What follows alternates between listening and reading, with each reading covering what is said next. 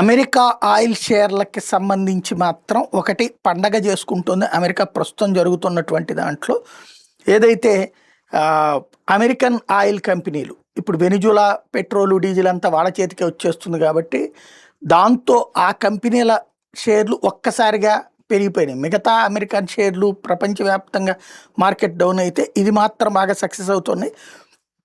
Chevron 11% పెరిగితే వలేరో 11% పెరిగింది, కాంకో Philips 10% పెరిగింది, మారదాన్ 10% పెరిగింది, ఎక్సాన్ మొబిల్ 7% పెరిగింది, ఫిలిప్స్ 6% పెరిగింది, ఓసిడెంటల్ పెట్రోలియం 4% పెరిగింది, ఈడీజీ రిసోర్సెస్ 4% పెరిగింది, డెవాన్ ఎనర్జీ 4% పెరిగింది, కిండర్ మార్గాన్ 3% పెరిగింది. ఓవరాల్గా కనీసం $100 బిలియన్ ఆదాయం వస్తుందన్నటువంటి చర్చ నేపథ్యంలో అమెరికన్ కంపెనీలు పండగ చేసుకుంటున్నాయి.